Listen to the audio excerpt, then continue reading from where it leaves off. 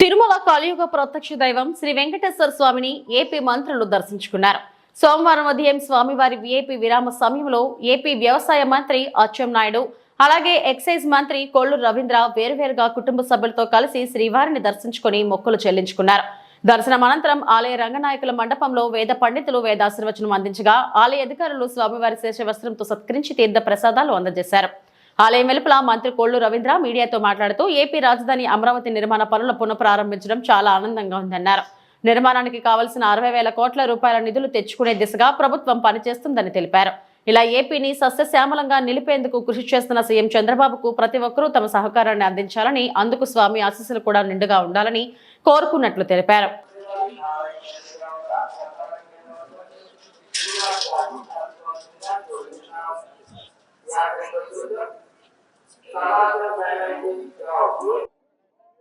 ఈరోజు కలియుగ దైవం శ్రీ వెంకటేశ్వర స్వామి వారి దర్శనానికి సకుటుంబ సమేతంగా రావడం జరిగింది.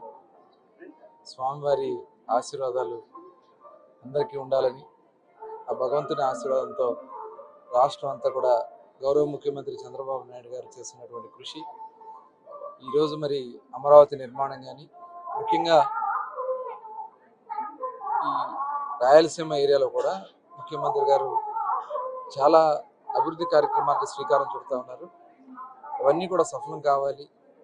ఏదైతే మనం ఇరిగేషన్ ప్రాజెక్టులకు సంబంధించి మన రాష్ట్రాన్ని సస్యశ్యామలం చేయడం కోసం పోలవరం బనకచెర్ల మరి ఈరోజు ఒక అద్భుతమైనటువంటి కార్యక్రమాన్ని శ్రీకారం చుడుతున్నారు.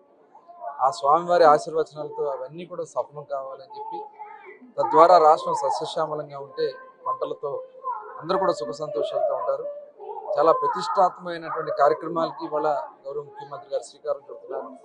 మొన్న ప్రధానమంత్రి నరేంద్ర మోడీ గారు కూడా వచ్చి రాజధాని నిర్మాణానికి అమరావతి పనులకి పునఃప్రారంభించుకోవడం జరిగింది. దాదాపు 60,000 కోట్ల రూపాయల పనులు, ఆ నిధులన్నీ కూడా అమరావతి స్వయంగా తెచ్చుకుంటా ఉంది. దాంట్లో రాష్ట్ర ప్రభుత్వం నుంచి కానీ, లేదంటే ప్రజలకు సంబంధించింది కాదు ఇదంతా కూడా అమరావతి స్వయంగా రావడానికి అవకాశం ఉన్నటువంటి ప్రాంతం. ఇవాళ మనం అందరం కూడా గౌరవ ముఖ్యమంత్రి ఉత్తరాంధ్రని సస్యశ్యామలం చేయడం కోసం, అలాగే ఇక్కడ రాయలసీమని అన్ని ప్రాంతాలను కూడా అభివృద్ధి చేసుకుందాం, అందరూ కూడా భాగస్వాములు అవుదాం. ఈ రాష్ట్ర అభివృద్ధిలో భాగస్వాములకి అందరూ పాత్ర ఉండాలని మనస్ఫూర్తిగా కోరుకుంటూ, స్వామివారి ఆశీర్వాదాలు ప్రధానంగా ఉండాలని చెప్పి కోరుకుంటూ అందరికీ నమస్కారం.